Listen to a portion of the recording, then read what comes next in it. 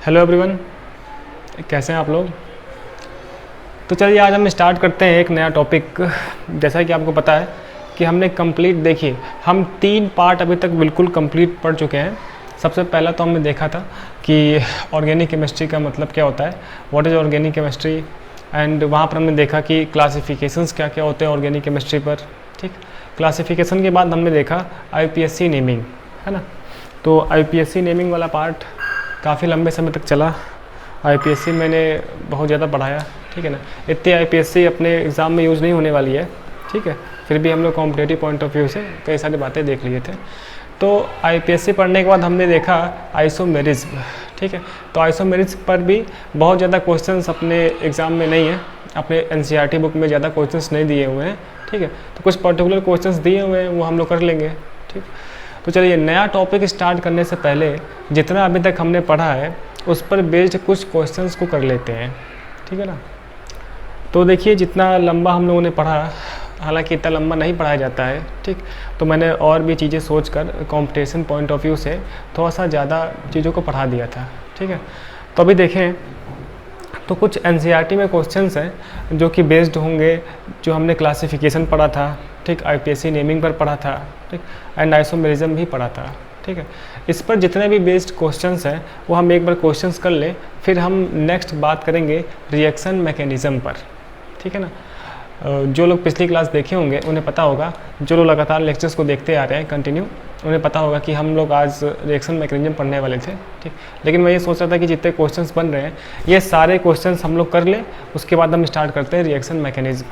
फिर reaction mechanism पर बहुत सारे डिफरेंट टाइप के क्वेश्चंस बन सकते हैं, लेकिन अपने NCERT बुक में कुछ दिया ही नहीं है ना, बहुत बेसिक बात दिया है। हम लोग बहुत ही अच्छे लेवल पर पढ़ने वाले हैं, जिससे कि हम लोग की NCERT बुक आसानी से सॉल्व हो जाएगी, ठीक। तो चलिए हम स्टार्ट करते हैं आज। अच्छा ना, ये काफ़ी दिनों बाद वीडियो रिकॉर्ड हो रही है तो वो फील नहीं आ रहा है, ठीक। तो कुछ समय बाद धीरे धीरे फील आएगा, है ना। आपको पता ही है कि स्टार्टिंग में जो चीज़ें होती है, स्टार्टिंग करते वक्त ना थोड़ा सा एफर्ट लगाना पड़ता है, वो जोन में आने के लिए, वो मूड बनने में थोड़ा सा टाइम लगता है ना। तो 5-10 मिनट बाद, 15 मिनट बाद अपना वाला फ्लो होने लगेगा, ठीक। तो आज हम देख लेते हैं कुछ NCERT के क्वेश्चंस जितना कि हमने अभी तक पढ़ रखा है उसके बेस्ड पर, ठीक।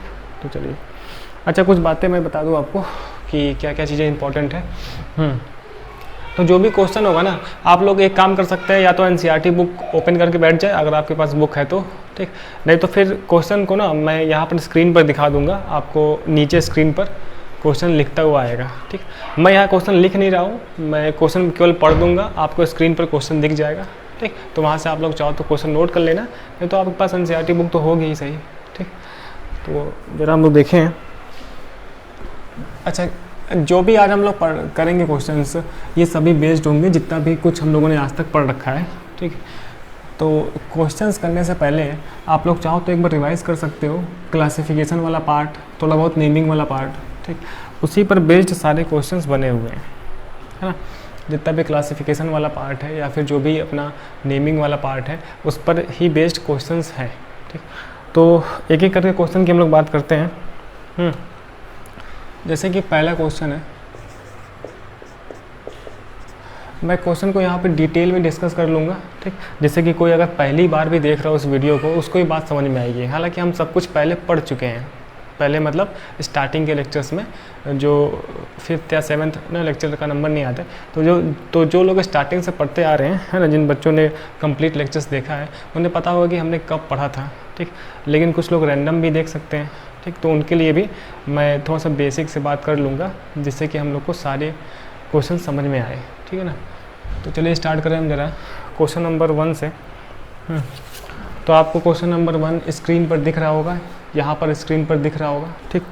नहीं तो आप चाहो तो अपना NCERT बुक ओपन कर सकते हो, वहाँ से आप देख सकते हैं, ठीक है ना। तो देखिए मैं क्वेश्चन पढ़ दे रहा हूँ, है ना।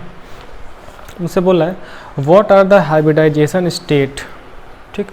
क्या बोल रहा है sir, what are the hybridization state of each carbon atom in the following compounds, ठीक।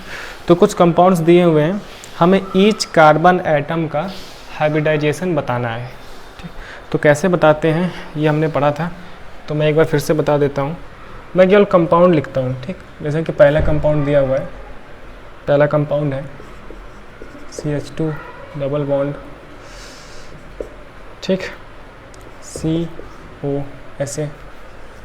दूसरा कंपाउंड दिया हुआ है CH3 है ना, CH डबल बॉन्ड CH2 इस तरीके से। ठीक, नेक्स्ट अपने पास दिया हुआ है CH3 होल ट्वाइस। ठीक, CO ये चीज़ है ना, and our next is CH2 double bond CH CN। ठीक, नेक्स्ट अपना दिया हुआ है C6H6। ठीक, तो ये जितने भी ये क्वेश्चंस दिए हुए हैं यहाँ पर डिफरेंट टाइप का रिप्रेजेंटेशन यूज़ हुआ है ना। इससे पहले हमने पढ़ा था स्टार्टिंग के लेक्चर्स में कि क्या क्या रिप्रेजेंटेशन हो सकते हैं। तो आप देखो सारे क्वेश्चंस लगभग कंडेंस्ड स्ट्रक्चरल फार्मूला में दिया हुआ है। लास्ट वाला हमारे पास मॉलिक्यूलर फार्मूला वाला रिप्रेजेंटेशन दिया हुआ है। ठीक है ना, एक एक करके हम लोग बात कर लेते हैं। तो मुझे बताना सर हाइब्रिडाइजेशन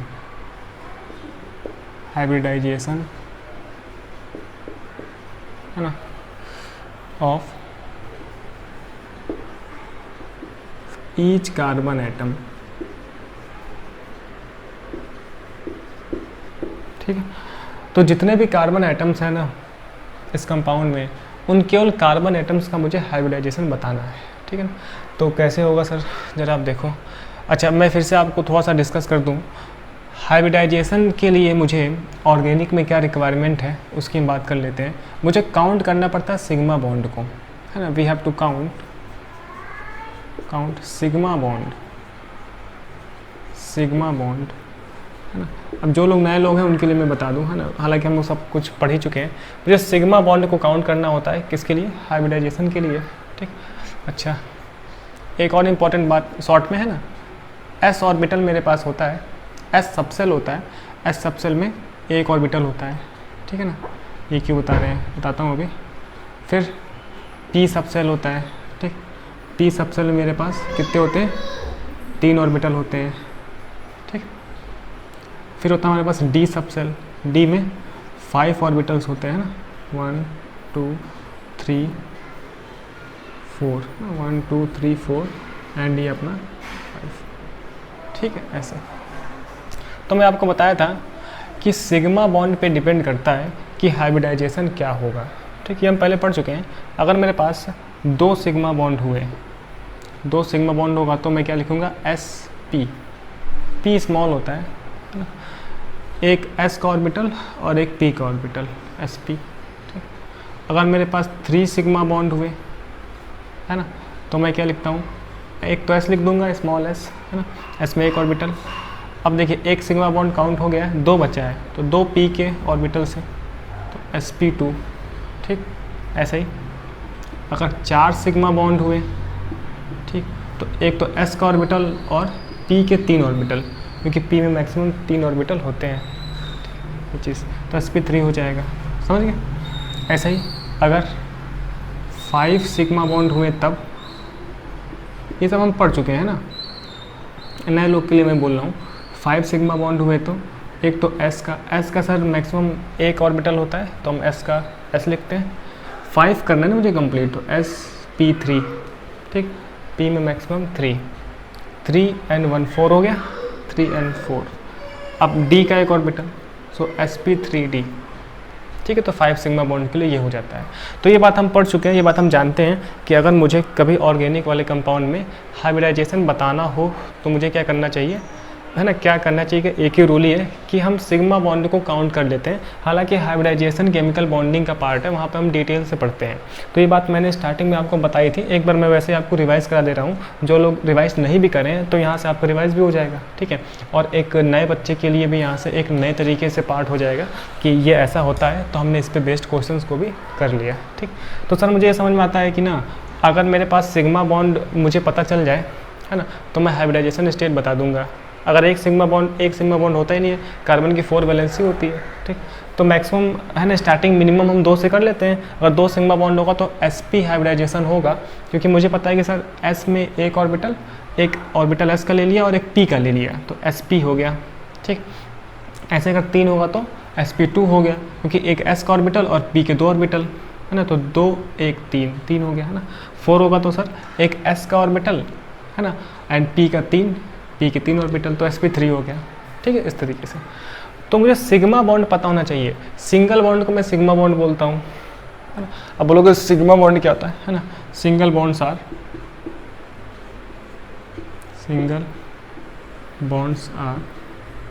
सिग्मा बॉन्ड, है ना। सिग्मा का ये रिप्रेजेंटेशन है, ठीक। आधा ना, जितने भी सिंगल बॉन्ड है ना उन्हें मैं क्या बोलता हूँ, सिग्मा बॉन्ड बोलता हूँ, ठीक। तो जो लोग स्टार्टिंग से पढ़ चुके हैं ना वो लोग क्वेश्चंस लगा लिए होंगे, मुझे पता है, ठीक। अब आप जरा देखिए एक एक करके ना, जो भी दिया हुआ है ये कंडेंस्ड स्ट्रक्चरल फार्मूला में दिया हुआ है, ये हम पहले पढ़ चुके हैं।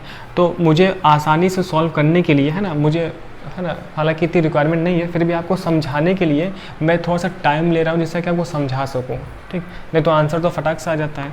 तो मैं ना पहले वाले क्वेश्चन को किस में लिख लूँ, एक स्ट्रक्चरल फार्मूला में लिख लूँ। यहाँ पर मैं CH वाले बॉन्ड को दिखा देता हूँ आपको, ठीक। और एंड देखो O, तो एक और है ना CO। तो इस वाले कार्बन से 2 हाइड्रोजन, कार्बन से 2 हाइड्रोजन, ठीक है। नेक्स्ट वाला कार्बन ये चीज़, ठीक। चलो इसका भी बता देता हूँ मैं। देखिए CH3 का मतलब C से 3 हाइड्रोजन, क्यों 3 हाइड्रोजन। अब जो लोग नए लोग हैं उनके लिए भी ये चीज़ समझ में आ जाएगी। C से 1 hydrogen and double bond, next वाले कार्बन पे 2 हाइड्रोजन, ठीक है, इस तरीके से। तो मैं डिटेल से ही बता दे रहा हूँ। अब देखिए इसका मतलब क्या, CO है ना, कीटोन का कंपाउंड बनने वाला है। C से CH3 होल ट्वाइस, मतलब CH3 2 टाइम्स लगा हुआ है सर, CH3, है ना। अब इसको ही मैं वैसे कर लेता हूँ आपको समझाने के पर्पज़ से, ठीक है ना, ऐसे। तो आप देखिए CH3 का मतलब ना सर ये होता है, अच्छा मैं एक बहुत ही गरीब बच्चे के लिए बात कर रहा हूँ। गरीब का मतलब जिसने कुछ पढ़ा ही नहीं है ना, जिसको लेट में समझ में आता है। तो ये हो गया CO, यानी कि जो कीटो वाला ग्रुप है उससे CH3 का होल ट्वाइस, CH3 2 टाइम्स लगा हुआ है। सर पढ़ चुके हैं, तभी मैं थोड़ा सा जल्दी कर रहा हूँ। आप देखो ये कार्बन से सर 2 हाइड्रोजन, क्यों, फिर डबल बॉन्ड, फिर देखिए आप C, सर C से एक H, C से H, फिर CN, तो N की वैलेंसी 3 होती है, तो 1 2 3 ये हो गया, ठीक है। नेक्स्ट मैं बता रहा हूँ, सही। तो मुझे बताना है ईच कार्बन का हाइब्रिडाइजेशन, मतलब इस कंपाउंड में जितने भी कार्बन हैं उनका हाइब्रिडाइजेशन। तो मैं ऊपर लिख के बता सकता हूँ कि इस कार्बन का कितना होगा हाइब्रिडाइजेशन में, मुझे सिग्मा बॉन्ड गिनना पड़ेगा। तो आप देखो all single bonds are sigma bond. अच्छा मैं एक बात और बता दूँ, पता नहीं नए लोग आ जाते हो, है ना। एक डबल बॉन्ड में ना एक सिग्मा होता है, एक पाई होता है। एक ट्रिपल बॉन्ड में एक सिग्मा होता है एंड 2 पाई होता है, ठीक है। ये बात हम जानते हैं, केमिकल बॉन्डिंग से कि जितने भी सिंगल बॉन्ड्स होते हैं वो सिग्मा बॉन्ड होते हैं, लेकिन पाई बॉन्ड होगा तो एक सिग्मा होता है और एक पाई होता है। ट्रिपल बॉन्ड में एक सिग्मा 2 पाई होते हैं, ठीक है ना। ये बात हम जानते हैं सर केमिकल बॉन्डिंग से, ठीक। तो वही हम यूज़ कर लेंगे। तो आप देख लो सिंगल बॉन्ड गिनो। अब है ना अजीब बच्चे पूछते हैं पता नहीं किसका बताना है, तो आप देखो मुझे ना सभी इन कार्बन्स का बताना है। मैक्सिमम ज़्यादातर मुझे कार्बन का ही हाइब्रिडाइजेशन पूछेगा, कार्बन के अलावा किसी और का नहीं पूछता है, ठीक। तो क्वेश्चन क्या NCERT का, आप दिए गए कंपाउंड्स में, है ना, जो भी कंपाउंड दिया है उसमें कार्बन का हाइब्रिडाइजेशन बताओ। तो कई बार कंफ्यूज हो जाते हैं बच्चे कि भाई किसका बताना है, तो कार्बन का बताना है, ठीक है ना। तो मैं कार्बन को देखूंगा, तो अब देखो इस कार्बन के पास 1 2 सिग्मा बॉन्ड। अच्छा कैसे देखते हैं, है ना, फिर से जैसे कि डाउट आता है ना तो मैं खुद ही सोच लेता हूँ। आप देखो कैसे देखना है, कार्बन से जितने भी बॉन्ड लगे हैं, कार्बन का पूरा एनवायरनमेंट देखो। एनवायरनमेंट मतलब सर कार्बन से देखो यहाँ पे 2 सिग्मा बॉन्ड लगा है ना, इस कार्बन से 2 डबल बॉन्ड है, एक सिंगल बॉन्ड है और यहाँ से 2 डबल बॉन्ड है। तो कार्बन की वैलेंसी पूरी है, ठीक है। मैं थोड़ा सा और गरीब हो जा रहा हूँ। तो आप देखो इसका मतलब सर ये है ना कि यहाँ पे 1 और 2 सिग्मा बॉन्ड है और एक पाई बॉन्ड। तो एक पाई में क्या होता है, एक सिग्मा और एक पाई होता है ना। एक पाई बॉन्ड में, एक डबल बॉन्ड में एक सिग्मा एक पाई होता है। तो सर 1 2 3 इस कार्बन के पास ना 3 सिग्मा बॉन्ड है, 3 सिग्मा बॉन्ड है, ठीक है ना, ऐसे।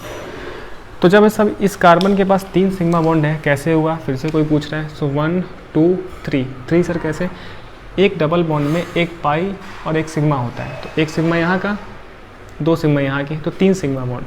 तो जब सर 3 सिग्मा बॉन्ड होता है तो मैं जानता हूँ ना कि हाइब्रिडाइजेशन जो होता है 3 सिग्मा बॉन्ड के लिए sp2 होता है ना, 2 1 3। तो इस कार्बन को हो गया sp2, ठीक। अभी हमने सीखा, ये देखो 3 के लिए sp2 होता है, सही है।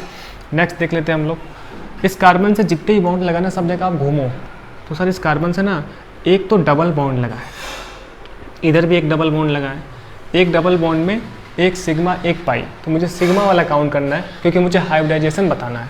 तो सर एक सिग्मा यहाँ, एक सिग्मा यहाँ, टोटल 2 सिग्मा है ना। मैं ये चीज़ समझाने के पर्पज़ से लिख दे रहा हूँ, हालांकि ये चीज़ ना हम लोग स्टार्टिंग के लेक्चर्स में सब कुछ पढ़ चुके हैं, तो बस कोई नया बच्चा ना हो इस चक्कर में ना मैं इसको थोड़ा सा समझा ही देता हूँ, ठीक। तो 2 सिग्मा बॉन्ड हो गया। अब सर मुझे पता है कि अगर 2 सिग्मा बॉन्ड होता है तो एक तो s वाला ऑर्बिटल है ना, एक p वाला ऑर्बिटल, तो इस कार्बन का हो गया sp हाइब्रिडाइजेशन। समझ में आती है बात, ठीक। तो इसका मतलब सर ये है कि जो फर्स्ट वाला अपना कंपाउंड था उसमें ईच कार्बन का, तो इस पहले वाले कार्बन का sp2 हो गया और इसका sp हो गया, ठीक। हम कॉपी में कैसे करेंगे, कॉपी में ना इस तरीके से ये सांप नहीं लहराना है, इस तरीके से तीर नहीं बताना है। आप इस कार्बन के ऊपर लिख दो sp2 एंड इस कार्बन के ऊपर लिख दो sp, ठीक है, अपने कॉपी में लिखने के लिए। मैं समझाने के लिए ना अलग अलग है ना कलाकारी करूँगा। आप देखो यहाँ पे, अब की बार ना सर मुझे दिख रहा है कि इस कंपाउंड में 3 कार्बन है, एक तो सर ये वाला कार्बन है ना, दूसरा ये वाला है ना, तीसरा ये वाला। तो मैं समझाने के लिए सांप बना रहा हूँ है ना, ये एरो बता रहा हूँ। आपको कॉपी में लिखना हो, अपने एग्जाम में लिखना हो, तो आप इस कार्बन के ऊपर लिख देना sp2, यहाँ पे sp लिख देना, है ना। यहाँ तक क्लियर है। अब देखें सर, इसमें बताइए वैसे ही करके, है ना। तो अब देखो ज़रा, अब पहला वाला कार्बन है ना, इस कार्बन के पास क्या है सर, है ना, इस कार्बन के पास सर आप देखो तो कार्बन से ना 4 सिग्मा बॉन्ड लगे हैं। क्या लगा है sir, 4 sigma bond, 4 sigma bond, ठीक। तो सर 4 सिग्मा बॉन्ड का मतलब ये होता है कि इस कार्बन का हाइब्रिडाइजेशन हो जाएगा sp3, 3 and 1 4, sp3 हो गया, ऐसे हो गया sp3, ठीक। नेक्स्ट वाला सर देख लेते हैं हम लोग, ठीक। नेक्स्ट वाला जो कार्बन है मैं यहाँ बता रहा हूँ, नेक्स्ट मतलब ये वाला सेकंड वाला कार्बन। इस कार्बन से आप देखो 1 2, 2 सिग्मा बॉन्ड, एक डबल बॉन्ड, ध्यान से देखिएगा, एक डबल बॉन्ड, तो एक डबल बॉन्ड में एक सिग्मा एक पाई, मतलब कि सर यहाँ पे एक सिग्मा, तो 1 2 3, इसके पास टोटल 3 सिग्मा बॉन्ड। कार्बन का देखते हैं है ना, तो इसके पास क्या है सर कि इसके पास हो गया 3 सिग्मा बॉन्ड, क्यों इस तरीके से। अच्छा, जब सर 3 सिग्मा बॉन्ड होता है ना, जब सर 3 सिग्मा बॉन्ड होता है तो मुझे पता है ना कि sp2 होता है हाइब्रिडाइजेशन, क्योंकि 2 1 3 हो गया, ठीक। इसमें एक और बचा है, यहाँ पे देख लेता हूँ मैं, ये वाला कार्बन, ठीक। तो 1 और 2 सिग्मा यहाँ से, डबल बॉन्ड में एक सिग्मा, तो 3 सिग्मा। तो मैं जानबूझ के ना बार बार सिग्मा को बोल रहा हूँ जिससे कि आपको याद हो जाए, और जो नए बच्चे हैं उनको मन में बैठ भी जाए, तो ऐसा होता है, ठीक है ना। मतलब कोई रैंडम अगर यहाँ से वीडियो देख रहा है तो उसको भी समझ में आ जाएगा, भले वो पीछे ना देखा हो तब भी, ठीक है ये चीज़। तो सर मुझे बात ये समझ में आती है कि इस कार्बन से ना सर टोटल कितने सिग्मा बॉन्ड थे, 3 सिग्मा बॉन्ड थे। कौन कौन से पूछा जाए तो 1 2 और 3। सर 3 कैसे, क्योंकि डबल बॉन्ड में एक सिग्मा एक पाई, तो एक यहाँ पे और 2 वहाँ पे, तो टोटल 3 सिग्मा बॉन्ड, ठीक। और 3 सिग्मा बॉन्ड से तो मुझे पता है, अब मैं चीख कर बोलूँगा सर कि sp2 हो जाएगा इसका हाइब्रिडाइजेशन, ठीक है ना, ये चीज़ समझ में आती बात। चलो तो नेक्स्ट आगे बढ़े। तो आप देखो कुछ बच्चे हाँ कह रहे हैं। अब देखो ये ना, अब देख लो आप यहाँ पर सर देखिए, अच्छा सर यहाँ पे ना फिर से 3 कार्बन हैं और इस कार्बन को आप इस तरीके से सांप बना के मुझे समझा रहे हैं, ठीक। अब सर इतना आप मत लिखो, हम लोग कर लेंगे, क्या कर लोगे क्या, ठीक। तो मैं समझाने के लिए लिख देता हूँ, है ना, कलाकारी के लिए। अब देखो इस कार्बन के पास सर 4 सिग्मा, कैसे 1 2 3 4 सिग्मा बॉन्ड, है ना। पहले सिग्मा बॉन्ड लिख लूँ क्या, ठीक। नेक्स्ट देखो आप इस वाले कार्बन के पास सर कितने सिग्मा बॉन्ड, है ना, 1 2 3 सिग्मा बॉन्ड, ठीक। तो सर ये हो गया 3 सिग्मा बॉन्ड, ठीक है ना। सर एक और है, एक मैं यहाँ लिख देता हूँ, ठीक, पता नहीं वीडियो में आ रहा है कि नहीं आ रहा है, पहले इतना देख लेते हैं। तो सर अगर 4 सिग्मा बॉन्ड होता है तो मुझे रट गया है कि sp3 हो जाएगा हाइब्रिडाइजेशन, ठीक है, फर्स्ट कार्बन का, सेकेंड कार्बन का 3 सिग्मा बॉन्ड मतलब sp2 हो जाएगा, ठीक है, 2 1 3 ऐसे। अब नेक्स्ट देख लेते हैं हम लोग, नेक्स्ट क्या है सर, इस कार्बन का 4 सिग्मा बॉन्ड, ठीक है, 1 2 3 4। तो अगर 4 सिग्मा बॉन्ड होता है तो सर अभी अभी हमने सॉल्व किया कि सर यहाँ पर भी ना sp3 हो जाएगा, sp3 हाइब्रिडाइजेशन, ठीक है।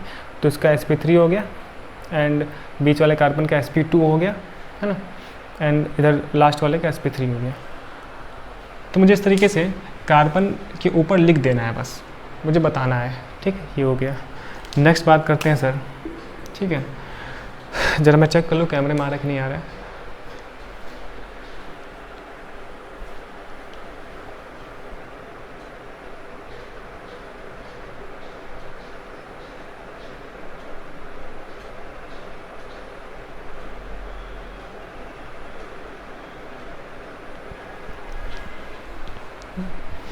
हाँ जी, तो यही कैमरे में आ रहा है, अब आपको समझ में आता है ये चीज़, अब आप देख लें। अच्छा सर आप उतना अब मत करो, अब हम समझ चुके हैं, आप डायरेक्ट बता दो, ठीक। तो अगर हम इस कार्बन की बात करें, फिर एक ये कार्बन है, ये भी कार्बन है, तो सर अगर आप पहले वाले कार्बन की बात करोगे ना तो मुझे दिखता है कि 1 2 3 सिग्मा बॉन्ड मतलब sp2, ठीक। सेकेंड वाले कार्बन की सर अगर आप बात करोगे, ये क्या है, कुछ नहीं है, सो 1 2 3 यहाँ भी 3 तो sp2, ठीक है। सर कैसे 3 हो गया, आप देखो 1 2 सिग्मा बॉन्ड, डबल बॉन्ड में 1 सिग्मा, तो 3 सिग्मा बॉन्ड का मतलब sp2। लास्ट वाले कार्बन का सर आप देख लो ना, अब देख लो ट्रिपल बॉन्ड आ गया, ट्रिपल बॉन्ड में 1 सिग्मा 2 पाई, तो 1 सिग्मा यहाँ पर 1 सिग्मा यहाँ, टोटल 2 सिग्मा का मतलब सर sp। तो लास्ट वाले सर कार्बन का हाइब्रिडाइजेशन हो गया sp, क्यों, तो ये हो गया sp sp2 sp2, ठीक है, समझ में आती बात ये चीज़।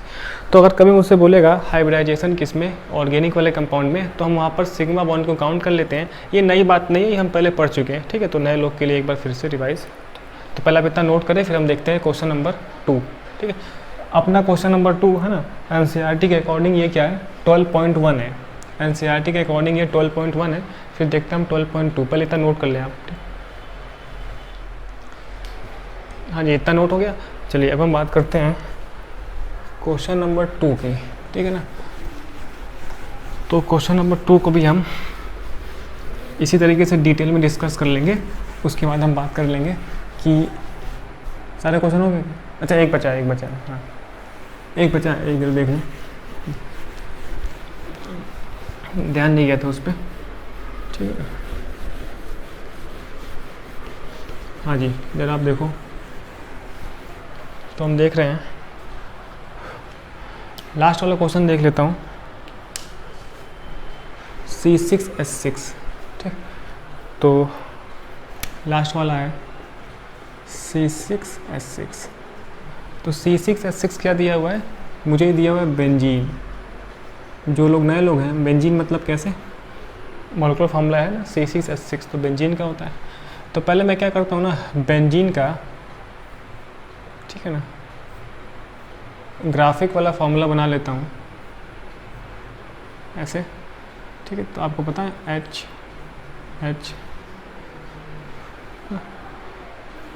ठीक है, एंड H यहाँ भी H, इधर भी H, ठीक, यहाँ पर भी H, ये चीज़, ठीक है ना, ऐसे। तो आप देखो each carbon atom, each carbon atom, तो जो ईच कार्बन एटम है उसका हाइब्रिडाइजेशन कितना हो जाएगा सर, उसका हाइब्रिडाइजेशन हो जाएगा, आप देख लो जितने भी कार्बन है ना उसके पास कितने सिग्मा बॉन्ड है, तो 1 2 3, ठीक। तो ईच कार्बन एटम के पास है ना 3 सिग्मा बॉन्ड है, ईच कार्बन आइटम के पास 3 सिग्मा बॉन्ड है, तो सर इसका हाइब्रिडाइजेशन हो जाएगा sp2। क्या हो गया सर? sp2। आप किसी का भी चेक कर सकते हो, मैं आपको चेक करके बता देता हूँ एक बार। आप यहाँ पे ज़रा देखो, देखिए आप 1 2 3 डबल बॉन्ड में एक होता है, 3 का मतलब 3 सिग्मा बॉन्ड मतलब sp2 हो जाएगा। आप यहाँ भी देख लो, काउंट करके मैं दिखा देता हूँ 1 2 3। ठीक, यहाँ पे आप चेक करो 1 2 3, है ना। कई बार बच्चा बोलता है कि आप सर चेक नहीं करवा रहे हो, तो 1 2 3 यहाँ पे देख लो आप, 1 2 इसमें 3, यहाँ पे देख लो आप 1 2 3। ठीक है, 3 सिग्मा बॉन्ड का मतलब सर sp2 हाइब्रिडाइजेशन यहाँ पे होगा ईच कार्बन का। समझ में आ गया? ये ज़रा नोट कर लें आप। ठीक, नोट हो गया। अब बात करते हैं क्वेश्चन नंबर 2 की। बात करते हैं सर क्वेश्चन नंबर 2 की। ठीक, क्वेश्चन नंबर 2 मुझसे बोल रहा है indicate the sigma and pi bond in the following molecules. ठीक, तो आपको यहाँ पर स्क्रीन में दिखेगा, क्वेश्चन दिखेगा यहाँ पे। मुझसे बोल रहा है indicate the sigma and pi bond in the following molecules. तो कुछ मॉलिक्यूल्स दिए हुए हैं, इनका मुझे क्या करना है ना, sigma bond and pi bond को इंडिकेट करना है। तो सिग्मा एंड पाई बॉन्ड को इंडिकेट करने के लिए ना मुझे ग्राफिक फार्मूला लिखना पड़ेगा, है ना, जो हम पहले स्टार्टिंग में पढ़ चुके हैं। सभी CC एंड CH बॉन्ड को हम शो कर देंगे। ठीक, वो क्या होता है अपने लेक्चर के according to second question NCERT के अकॉर्डिंग 12.2। ठीक, वहाँ पे आप देख सकते हो। तो पहला क्वेश्चन मुझे दे रहा है C6H6, सेकंड मुझे दे रहा है C6H12। ठीक है ना, ऐसे। सेकंड क्या है सर? C6H12 है। कम से कम अपने लिए तो मैं यहाँ लिखूँगा ही ना। थर्ड क्वेश्चन है CH2Cl2। क्या है सर? क्या ये है? CH2Cl2 है ना, डाइक्लोरोमीथेन है ये। CH2Cl2 sir. फोर्थ क्वेश्चन है अपना CH2 double bond C, CH2 double bond C and double bond CH2 and double bond CH2। ठीक है ना, ये चीज़ तो कैमरे में शो हो रहा होगा आपको। नेक्स्ट है CH3NO2। क्यों? नेक्स्ट अपने पास है CH3NO2 नाइट्रोमीथेन, है ना। And our next is HCO, ठीक, HCO NHCH3 NHCH3, है ना। CONH2 टाइप, है ना, एमाइड टाइप कंपाउंड है। HCO है ना, NHCH3। ठीक, ये चीज़। चलिए तो बात करते हैं हम लोग एक एक करके कि क्या पंगा क्या है इसका। ठीक, आप देखो तो पहला क्वेश्चन देखते हैं हम लोग ये चीज़। तो C6H6 वही अपना बेंजीन यहाँ बना हुआ है। फिर से बना हुआ है ना यहाँ पे। चलो आप फिर से बना ही देता हूँ। ठीक है, ये चीज़ ऐसे H H H H and H तरीके से H। ठीक है, तो मुझे क्या करना है ना सर, मुझसे बोल रहा है कि इंडिकेट करना है सिग्मा एंड पाई बॉन्ड को। तो सिग्मा पाई बॉन्ड को इंडिकेट करने के लिए मुझे पहले कंपाउंड लिखना पड़ेगा ऐसे ग्राफिक फार्मूला में, है ना। तो आप देख लो, ये एक बॉन्ड लाइन नोटेशन के फॉर्म में लिखा ही हुआ है ना। इसे मैं बोल सकता हूँ ग्राफिक फार्मूला, क्योंकि मुझे CC और CH बॉन्ड दिख रहा है ना, ग्राफिक फार्मूला है ये। तो आप देखो यहाँ पे ये सिग्मा बॉन्ड है सर। ठीक, एंड डबल बॉन्ड में एक सिग्मा एक पाई होता है। तो सर एक सिग्मा एक पाई है सर। सिंगल बॉन्ड सिग्मा होता है सर। डबल बॉन्ड में क्या होता है सर? एक सिग्मा एक पाई होता है। Single bond sigma, single bond sigma, है ना। ये भी सिग्मा, ये भी सिग्मा, है ना। इसमें एक सिग्मा एक पाई, है ना, सिग्मा हो गया, ये सिग्मा। तो जितने भी सिंगल बॉन्ड ऐसे मुझे रिप्रेजेंटेशन करना था, देख रहे हैं आपको, sigma sigma sigma sigma sigma. ठीक है, सिग्मा यहाँ सिग्मा, फिर एक यहाँ सिग्मा, क्यों, and sigma pi sigma pi sigma pi sigma sigma. ठीक है, अच्छा सिग्मा नाम इतना फेमस है कि कई लोग के घर में किसी मौसी नानी दादा, है ना, किसी का सिग्मा नाम होगा। तो सिग्मा एक फेमस नाम है। तो ये सिग्मा हो गया। तो इस तरीके से मुझे अपने एग्ज़ाम में क्या करना है sir, sigma and pi bond को इंडिकेट करना है। समझ में आ गई बात? चलिए, ज़्यादा इसमें कुछ नहीं था। C6H12, ठीक है। अच्छा सर, C6H6 तो मुझे पता बेंजीन होता है, तो हम बिना सोचे समझे ऐसे बना दिए। लेकिन C6H12 से आप कौन सा कंपाउंड बनाओगे? हालांकि अपने लिए नया नहीं है, है ना, हम पहले पढ़ चुके हैं साइक्लोहेक्सेन है। तो एक टॉपिक होता है ना डिग्री ऑफ अनसैचुरेशन DU, है ना। जब हम वो टॉपिक पढ़ते हैं तो हम वहाँ सीखते हैं कि अगर मुझे कोई मॉलिक्यूलर फार्मूला दिया हुआ है तो उसके कितने स्ट्रक्चरल फार्मूले बन सकते हैं, है ना। हालांकि वो टॉपिक अपने एग्ज़ाम में नहीं है, अपने है ना कोर्स में नहीं दिया हुआ है। तो आप ज़रा देखो, वैसे तो ना सर ये CnH2n लिखा हुआ है, C6H12, CnH2n मतलब 6 दूनी 12, एक एल्कीन लिखा हुआ है, ठीक है। तो आप इसका कौन सा स्ट्रक्चर बनाओगे? तो NCERT जो चाहता है ना वो साइक्लिक वाला चाहता है जिसमें ज़्यादा से ज़्यादा सिग्मा बॉन्ड या फिर पाई बॉन्ड हो, ठीक। तो मैं ये बोल रहा हूँ कि इससे एक एल्कीन भी बन सकता है क्योंकि ये CnH2n है, ठीक है। CnH2n सर कैसे है, N केवल 6 है और 2n मतलब 6 दूनी 12, CnH2n एक एल्कीन हो सकता है ना। लेकिन अगर कहीं पे डबल बॉन्ड है तो उसको मैं एक साइक्लिक वाले कंपाउंड से रिप्लेस कर सकता हूँ। तो कहने का मतलब है ना सिंपल आपके लिए ये है कि ये जो कंपाउंड है ना वो एक साइक्लोहेक्सेन है। क्या है सर? साइक्लोहेक्सेन है। तो आप देखो H क्यों, H H H यहाँ पर H, फिर यहाँ पे H, एक H ये, एक H ये, ना कोई बड़ा छोटा नहीं है, वो मैं दिखाने के लिए ऐसा कर दिया, ठीक। तो दिस इज अवर साइक्लोहेक्सेन।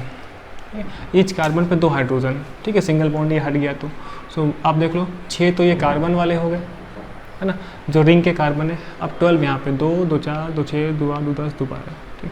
तो साइक्लोहेक्सेन में मुझे सिग्मा एंड पाई बॉन्ड को क्या करना है, रिप्रेजेंट करना है। तो आपको दिख रहा है कि सर इसमें केवल ना सिग्मा बॉन्ड ही है, पाई बॉन्ड तो है नहीं क्योंकि ऑल सिंगल बॉन्ड्स है ना प्रेजेंट। तो सर मैं ऐसे इंडिकेट कर दूंगा, सर ये सिग्मा है, सिग्मा है, ये भी सिग्मा सिग्मा सिग्मा। तो इसको ना आप थोड़ा सा बड़ा बनाना है इसका स्ट्रक्चर, जिससे कि आप सभी सिग्मा बॉन्ड को ना अच्छे से रिप्रेजेंट कर पाओ। तो 6 कार्बन पे आप ऐसे सिग्मा रिप्रेजेंट कर दो और जितने भी 12 हाइड्रोजन्स हैं वहाँ पे आप ऐसे सिग्मा रिप्रेजेंट कर दो, ठीक। तो ये हो गया हमारे पास रिप्रेजेंटेशन। समझ में आती है बात? सर आगे बताइए। जो लोग पढ़ चुके हैं ना उनके लिए बहुत ही आसान है ये, ठीक। जो पहली बार पढ़ रहे हैं उनके लिए थोड़ा सा तकलीफ भरा हो सकता है कि पता नहीं सिग्मा बॉन्ड क्या है ना। तो मैं ये तो मान के चल रहा हूँ कि जो सब लोग पढ़ चुके हैं मैं उनके लिए बता रहा हूँ, है ना। नए वाले बंदे भी सीख सकते हैं ना, कुछ ऐसा कुछ बहुत बड़ा रॉकेट साइंस नहीं है। तो ये हो गया सर CH2,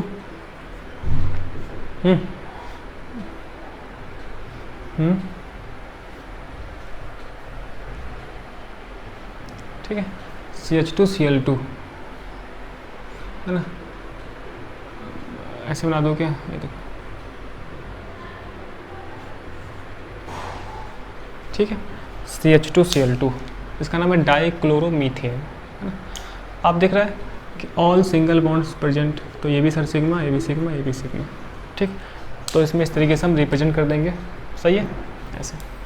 नेक्स्ट आप देखो फोर्थ वाले में देखो आप, तो ये कार्बन हाइड्रोजन हाइड्रोजन, ठीक है, डबल बॉन्ड C 2 हाइड्रोजन, इस तरीके से डाई ई, है ना, डाई वाला है। डाई मैं इसको नहीं बोलता हूँ, है ना, इसका अलग नाम है कंपाउंड का। तो लगातार डबल बॉन्ड है 2 बार, ठीक। आपको दिख रहा है सिंगल बॉन्ड सिग्मा बॉन्ड होते हैं सर, ठीक है, और एक डबल बॉन्ड में एक सिग्मा एक पाई होता है, ठीक है। तो एक पाई एक सिग्मा, एक सिग्मा एक पाई, और सिंगल बॉन्ड तो सिग्मा होते ही हैं, ठीक। तो ऐसे बहुत ही आसान है, सभी सिंगल वाले पे सिग्मा दिखा देना है, डबल बॉन्ड में एक सिग्मा एक पाई तो एक सिग्मा एक पाई, ऐसे रिप्रेजेंट कर दो। तो बस बहुत ही आसान। हमने बहुत बड़ी बड़ी बातें करी क्लास में पढ़ते वक्त, है ना, लेकिन क्वेश्चन बहुत ही आसान है ना। चलिए सर आप उधर क्या देखते रहते हो? उधर दरअसल क्या है ना, खेत खलियान है तो वही देखते हैं हम। आप देखो पांचवा क्वेश्चन मुझसे बोल रहा है नाइट्रोमीथेन, है ना। सर क्वेश्चन बोलता है क्या? हाँ क्वेश्चन बोलता है। तो आप देखो ज़रा, यहाँ पर दिया हुआ है सर CH3NO2। अच्छा, इसके लिए मुझे स्ट्रक्चर बनाना आना चाहिए, ठीक। तो मुझे तो पता है कि कार्बन की वैलेंसी कितनी, अच्छा ये भी मैंने स्टार्टिंग में बताया था आपको कि आपको वैलेंसी का आइडिया होना चाहिए। तो कार्बन की वैलेंसी 4 है, हाइड्रोजन की 1 है ना। अब एक नया कंपाउंड आ गया नाइट्रोजन, तो NO2 का ना ये स्ट्रक्चर होता है, आप याद कर लें, ठीक। सर क्यों याद कर ले? आप देखो नाइट्रोमीथेन है, ठीक। नाइट्रोजन की वैलेंसी कितनी होती है सर? 3 होती है ना। सो 1 2 3, और नाइट्रोजन के पास एक लोन पेयर होता है ना, ये पता नहीं क्या क्या होता है। तो आप पढ़ चुके हो केमिकल बॉन्डिंग में, एक लोन पेयर। तो लोन पेयर इस ऑक्सीजन को नाइट्रोजन ने डोनेट करके एक कोऑर्डिनेट बॉन्ड बनाया हुआ है, ठीक है ना। और ऑक्सीजन की 2 वैलेंसी तो है ही सही। आप देख लो सर ये सिग्मा बॉन्ड है, ये सिग्मा बॉन्ड है, ये सिग्मा बॉन्ड है, सिग्मा बॉन्ड है ना, इसमें एक पाई है, एक सिग्मा है, बस ऐसे। वो एक कोऑर्डिनेट बॉन्ड है, वहाँ कोई सिग्मा कोई पाई नहीं है, वो इलेक्ट्रॉन पेयर का ट्रांसफ़र है, ठीक। तो सर मुझे दिखता है कि सर 4 सिग्मा बॉन्ड है ना, और एक 5वां सिग्मा बॉन्ड और एक पाई बॉन्ड, तो ऐसे मैं नाइट्रोमीथेन का रिप्रेजेंट कर दूंगा, सही है। तो आपको अपने एग्ज़ाम में ऐसे ही करना है। चलो तो एक सवाल और कर लेते हैं हम यहीं पे, HCO। तो मुझे इसके लिए ना सबसे पहले स्ट्रक्चर ड्रॉ करना पड़ेगा। तो आप देखो सर ये कैसे करते हैं, आप देखो कार्बन को पकड़ो ना, कार्बन की वैलेंसी कितनी होती है, 4 होती है, तो 1 2, ऑक्सीजन की 2 होती है, तो 2 बॉन्ड, हाइड्रोजन की 1 होती है। मैं बता चुका ना, शुरू में ये सब बता चुका हूँ, आप फिर से परेशान ना करें मुझे। अब देखो N नाइट्रोजन हो गया, नाइट्रोजन की वैलेंसी 3 होती है, तो 1 ये हो गया, एक हाइड्रोजन से है ना, एंड ये CH3, ठीक है ऐसे। तो बन गया HCO NH CH3, वहाँ देखो HCO NH CH3, ठीक ये चीज़। तो इसका मतलब सर ना, अब मुझे बात समझ में आ गई है। आप फिर से अपना वही करेंगे, सिग्मा पाई लिख देंगे, क्यों, तो ये हो गया सर सिग्मा सिग्मा एक पाई, एक सिग्मा एक पाई, ठीक है। सर आप ये सोच के लिख रहे हो क्या, इधर ही सिग्मा उधर पाई लिखना है, किधर भी लिख दो, एक सिग्मा सिग्मा सिग्मा सिग्मा मौसी सिग्मा, ठीक है ये चीज़। तो सर ये हो गया sigma bond sigma bond sigma bond, 4 sigma bond, इधर एक सिग्मा हो गया, ठीक है ना, इसमें एक सिग्मा एक पाई हो गया। तो ये छठा सवाल, छठा सवाल नहीं, दूसरा सवाल, ठीक ये चीज़। तो अगर मुझे कभी पेपर में आ जाए कि आप सिग्मा एंड पाई बॉन्ड को रिप्रेजेंट करो, तो मैं सबसे पहले क्या करूँगा, एक ग्राफिक फार्मूला बना लूँगा अपने ऑर्गेनिक वाले कंपाउंड का। ग्राफिक फार्मूला सर क्या होता है, एक ऐसा फार्मूला जहाँ पर CC एंड CH बॉन्ड दिखे, अगर केवल कार्बन एंड हाइड्रोजन ही है तो, है ना, अगर दूसरा कोई कंपाउंड होगा तो मैं सारे बॉन्ड को शो करता हुआ दिखाना है। अगर सिंगल बॉन्ड है तो सिंगल बॉन्ड दिखा दो, डबल बॉन्ड है तो उस डबल बॉन्ड को भी आप शो करता हुआ दिखा दो, है ना। फिर आप रिप्रेजेंट कर दो उस सिंगल बॉन्ड को एंड डबल बॉन्ड को, है ना, सिग्मा एंड पाई से। तो सिंगल होगा तो सिग्मा हो जाएगा, डबल बॉन्ड होगा तो एक सिग्मा एक पाई हो जाएगा, है ना। सर आप बहुत देर से सिग्मा पाई चिल्ला रहे हो ना, जिससे कि आपको सिग्मा पाई याद हो जाए, है ना, जो लोग नए लोग हो। तो सेकंड क्वेश्चन हो गया NCERT के अकॉर्डिंग 12.2, ठीक। पहले आप इतना नोट करें। हाँ जी नोट हो गया ना। हाँ चलिए क्वेश्चन नंबर 3, क्वेश्चन नंबर 3 बात करते हैं हम लोग। तो अब बात करते हैं हम लोग क्वेश्चन नंबर 3। तो जो लोग ना यहाँ तक लेक्चर देखे हैं, मुझे पता है कि उन लोग को थोड़ा सा बोरियत लग रहा हो ये लेक्चर, पता नहीं सर ये क्या बता रहे हो आप, है ना, ये सब तो आप पढ़ा चुके हैं, ठीक। हो सकता है कई लोग भूल गए हों, तो उनका रिवाइज भी इसी में हो गया, ठीक ये चीज़ ऐसे। तो यहाँ तक बात समझ में आती है। अब देखते हैं हम लोग क्वेश्चन नंबर 3 क्या है, NCERT के अकॉर्डिंग 12.3, ठीक। तो इस वीडियो में थोड़ी सी ज़्यादा मेहनत होने वाली है, क्यों, क्योंकि मुझे अभी क्वेश्चंस को काट के ना यहाँ पे लगाना है ना। अभी तो मैं बोलता रहा हूँ यहाँ पे आपको क्वेश्चन दिखेगा, है ना, अभी तो मुझे नहीं दिख रहा ना, लगाना पड़ेगा ना आगे चल के एडिटिंग में, है ना। ये चीज़ देखो, क्वेश्चन नंबर 3 देखते हैं ना। क्वेश्चन नंबर 3 आपको यहाँ दिखेगा, क्वेश्चन नंबर 3 ना, NCERT के अकॉर्डिंग क्वेश्चन नंबर 12.3 उससे बोल रहा है sir, right bond line formulas for, bond line formulas मुझे, है ना, राइट करना है। तो मुझे बॉन्ड लाइन फार्मूले,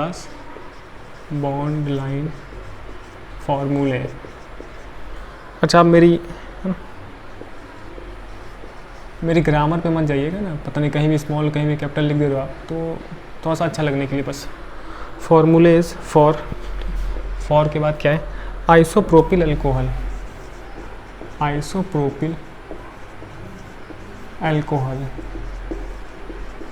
ठीक है। तो आइसोप्रोपिल अल्कोहल हम जब नेमिंग पढ़ रहे थे तो उस समय पढ़े भी थे, ठीक। सर सेकंड वाला है अपना 2,3 डाईमेथिल ब्यूटेनल, 2,3 डाईमेथिल, ठीक, ब्यूटेनल 2,3 डाईमेथिल ब्यूटेनल, ठीक। जब हमने उस टाइम पढ़ा था ना, तो आपको याद होगा कि हमने बहुत ही अच्छे बॉन्ड लाइन नोटेशन किए थे। NCERT में तो बहुत ही आसान दिया हुआ है। हेप्टेन 4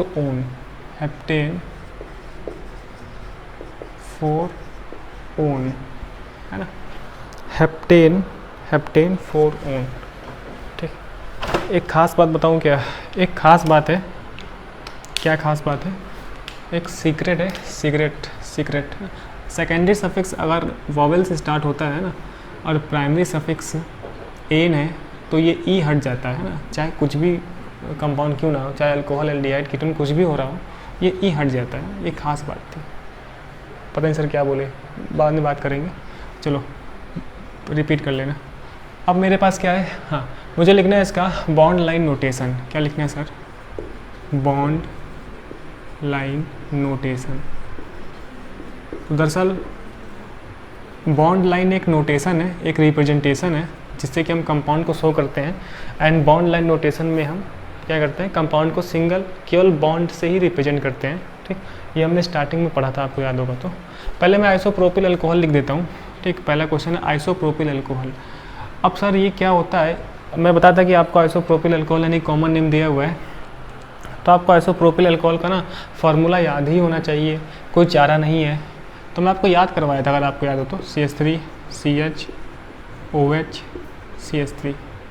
ठीक है, आगे चल के हम 12वीं में पढ़ेंगे कि ये एक 2 डिग्री अल्कोहल है। ठीक है, ये चीज़। नेक्स्ट है 2,3 डाईमेथिल ब्यूटेनल। सर कैसे लिखते हो आप, है ना? ये तो आपको याद है ना, तभी लिख दिया।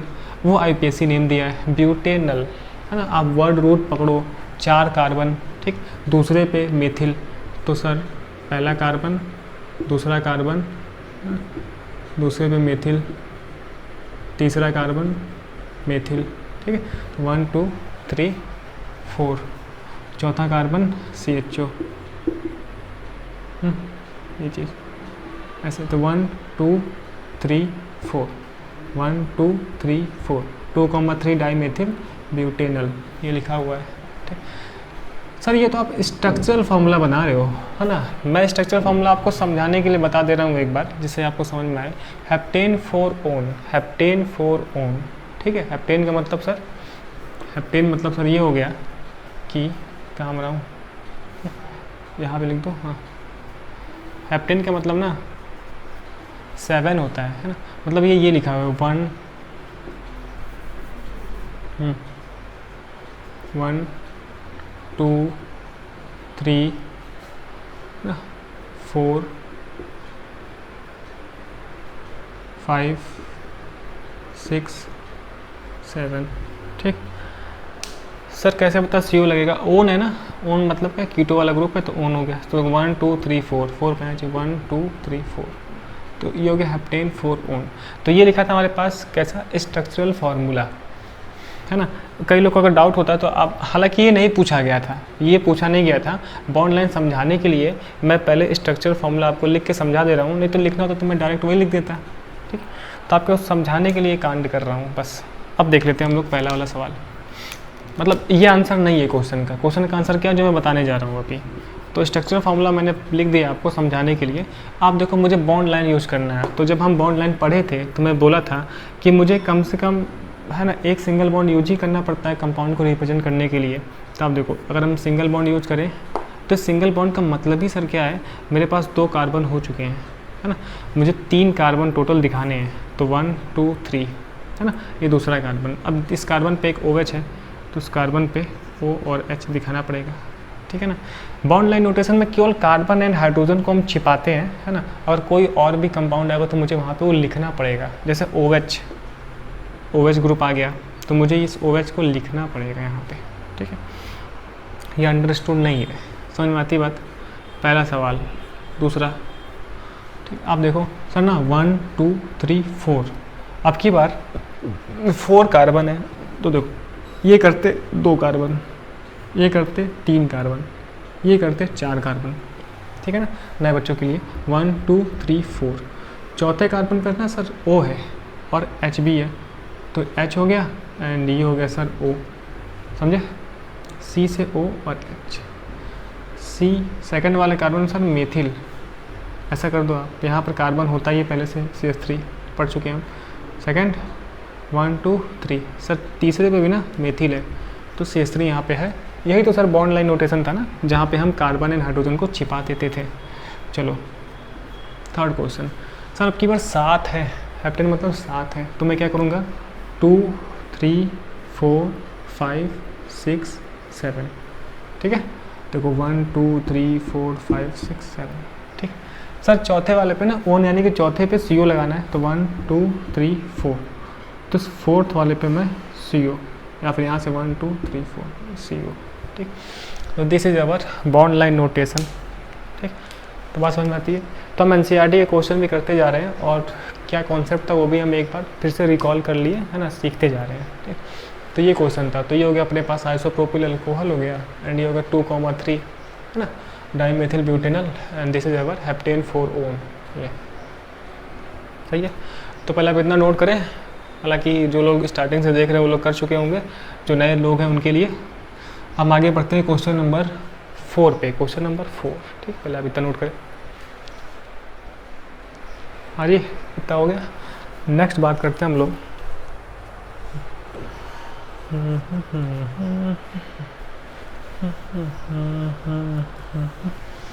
हाँ जी, question number 4, question number 4।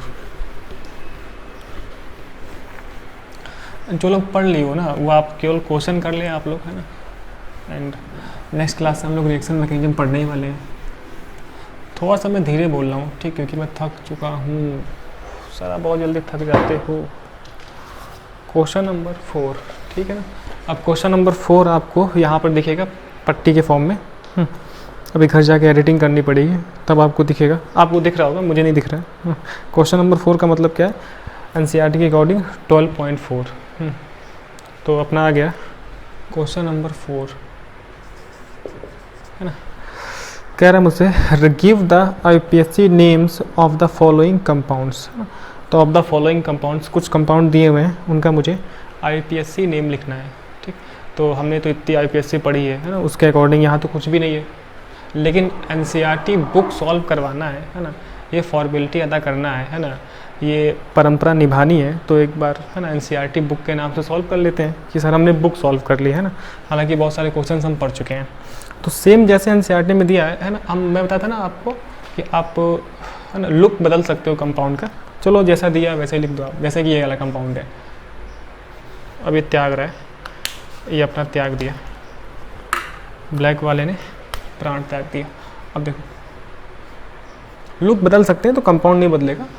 Look बदलने का मतलब क्या, मतलब कि NCERT बुक में ऐसा लुक नहीं दिया जैसा मैं बना रहा हूँ, ठीक है ना, ऐसा 1 2 3 ऐसा NCERT बुक में लुक नहीं है, आप देख पा रहे हो, है ना, मैंने लुक बदला है समझाने आसानी के लिए, पहला कंपाउंड दूसरा कंपाउंड, है ना। सबका प्रॉपर हम आंसर लेंगे कि ऐसा ही सर क्यों हो गया, ठीक है। CN यहाँ से इसका मैंने लुक सेम रखा है। Second question, third question sir, है ना, देख लो आप, 2 गिन लो, 1 2 3 4 5 6 7, ठीक है, 2 3 4 5 6 7, ठीक है।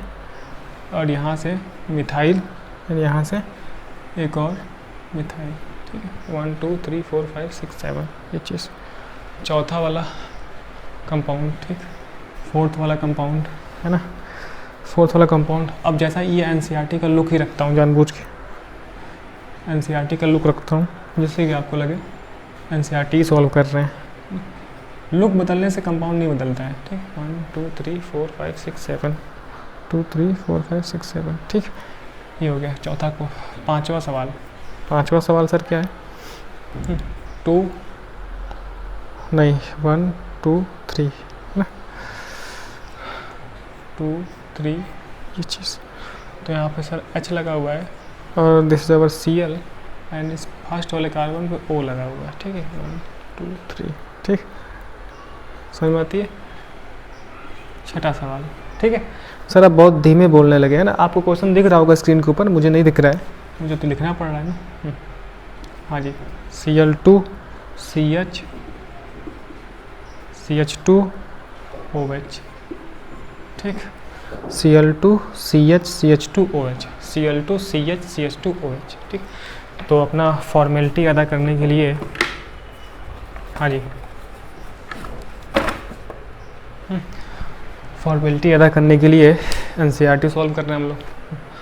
चलो बात करते हैं हम लोग जो पहला वाला कंपाउंड है ना, इसके अगर हम लोग नेमिंग देखें तो मैंने कहाँ पढ़ाया था, अब बोलो ना सर आपने कहाँ पढ़ाया था, है ना, मैंने यहाँ पढ़ाया था, आपको याद होगा, दिस इज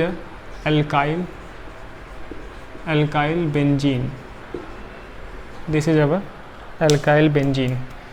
तो सर ये क्या अल्काइल बेंजीन, ज़रा इतना पसीना है, हाँ अल्काइल बेंजीन। तो जो पहला वाला सवाल है वो अल्काइल बेंजीन ही दिया हुआ है, ठीक। सर पहला सवाल ये था ना, काउंट कर लो आप, देख रहे हैं ये है अल्काइल बेंजीन। कैसे, देखो अल्काइल ग्रुप लगा हुआ है, तो 1 2 3, 3 का मतलब क्या होगा, प्रोपिल, ये बेंजीन, सर पहले का नाम हो गया PROPY, प्रोपिल बेंजीन, तो ये हो गया सर पहले का नाम। समझ में आता है, अल्काइल बेंजीन से प्रोपिल बेंजीन पढ़ा चुका हूँ, क्यों। हाँ सेकंड वाला, सेकंड आप देख ले ज़रा, CN लगा है ना, CN वाला है, तो इसमें 2 नेमिंग होती है ना, एक कार्बन को इंक्लूड करके होती है, एक नहीं करके होती है। तो जो नहीं करके स्पेशल नेमिंग जाती है साइक्लिक वाले कंपाउंड में, है ना। अभी मैं ओपन चेन के लिए कार्बन को इंक्लूड करते हुए चलता हूँ, तो 1 2 3 4 5, ठीक है, और CN एक FG है तो वहीं से काउंटिंग हो जाएगी, तो 1 2 3 4 5, ठीक है। तो मुझे देख रहा है 3 पे ना, 3 पे एक मिथाइल लगा हुआ है, तो उसका नाम हो गया सर 3 मिथाइल,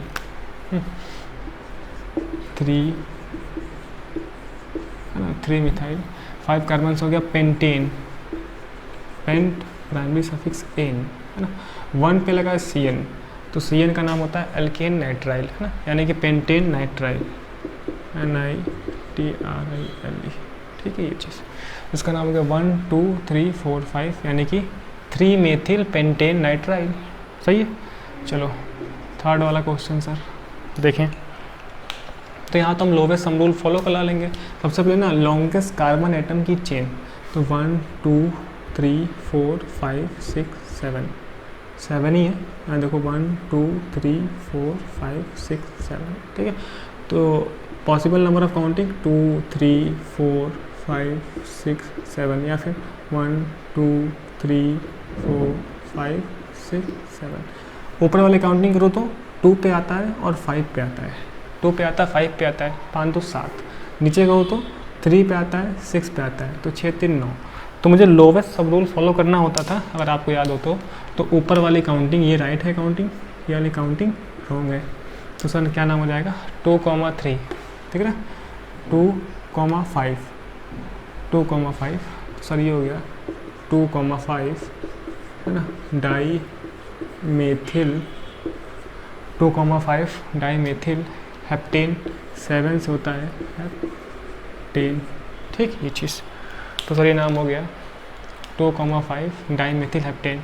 सर नीचे से क्यों नहीं किया है ना, फिर मैं बता चुका हूँ, 3 6 6 3 9 हो जाएगा ना, 9 7 से आगे निकल गया सर, 7 कैसे, 5 2 7 ना। तो मुझे लोवेस्ट सम रूल फॉलो करना होता है, सही। चौथा फोर्थ आप देख लें ज़रा, फोर्थ में सर क्या है ना, सब्स्टिट्यूएंट लगा हुआ है यहाँ पे कार्बन पे, तो 1 2 3 4 5 6 7। इधर से करूँगा तो 3 पे आएगा, उधर से करूँगा 1 2 3 4 5, तो 5 क्या हो जाएगा, 5 इज़ ग्रेटर देन 3, तो ये हो गया। अब हम लिखते हैं 3 पर 2 प्रीफिक्स लगा हुआ है, प्रीफिक्स हमेशा अल्फ़ाबेटिकल ऑर्डर से लिखा जाता है, ठीक। तो 3 पे ना Br एंड Cl, तो पहले Br आता है, तो 3 ब्रोमो एंड 3 क्लोरो, क्यों क्लोरो, 7 से हेप्टेन हो जाएगा, तो ये हो गया हेप्टेन, सही है। सो 3 क्लोरो 3 ब्रोमो, पहले बी फिर सी, सो 3 ब्रोमो 3 क्लोरो हेप्टेन, ठीक। सर ये आपने ब्लू से लिख दिया, नहीं गलती से ब्लू आ गया हाथ में ना, इस वजह से। अब आप देखो नया कंपाउंड ये, ठीक है, 3 ब्रोमो 3 क्लोरो हेप्टेन। अच्छा यहाँ देखें आप, तो यहाँ पर ना सर एक CHO है जो कि एक FG है, CHO यानी ये देखो CHO, तो CHO क्या है, एक FG है, आपको याद दिला दूँ, तो काउंटिंग FG से होती है, तो 1 2 3, और काउंटिंग कार्बन की भी होती है, यानी कि यहाँ पे काउंट कर देना, ये हाइड्रोजन है, यानी कि काउंटिंग Cl तक लेके जाना, नहीं कार्बन तक ही काउंटिंग होती है, ठीक है ना ये चीज़। नेक्स्ट आगे बात करते हैं हम लोग पाँचवें की, तो क्या हो गया सर, 3 पे लगा Cl, तो सर 3 क्लोरो प्रीफिक्स है ना। एंड 3 कार्बन से क्या हो जाएगा सर, प्रोपेन, तो प्रोपेनल, सो प्रोपेनल, तो नाम होगा सर 3 क्लोरोप्रोपेनल, क्योंकि एल्डिहाइड में अल लगता है। ठीक, चलो छठा सवाल है ना। इसको शायद कुछ लोग कहें सर ये ना इसकी शक्ल ऐसी अच्छी लगती है।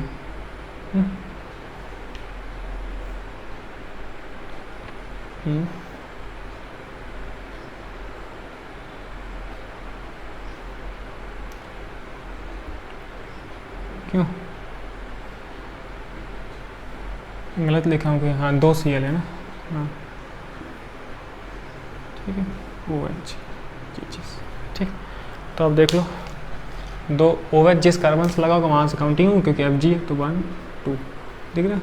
इस कार्बन पे OH, दूसरे कार्बन पे 2 Cl, तो 2 Cl ये हो गया, तो इसका नाम हो जाएगा सर, ठीक। या फिर ऐसा 2 पे 2 Cl, तो क्या लिखते हैं सर 2,2 डाई क्लोरो, क्यों 2,2 डाई क्लोरो, 2 कार्बन से इथेन, ये हो गया सर इथेनॉल, तो नाम हो गया 2,2 डाई क्लोरो इथेनॉल। ठीक है, OH से ऑल पता है, पढ़ चुके हैं हम। ठीक, तो ये हो गया अपना 4th वाला क्वेश्चन। ठीक है, तो ये लेक्चर थोड़ा सा लंबा जा रहा है। ठीक, तो मैं इसे 2 पार्ट में डिवाइड कर दूंगा। यहाँ तक आप देखोगे फर्स्ट पार्ट में, अब जो नेक्स्ट क्वेश्चन है वो आप देखेंगे सेकेंड पार्ट में। ठीक है, पहले आप इतना नोट कर लें।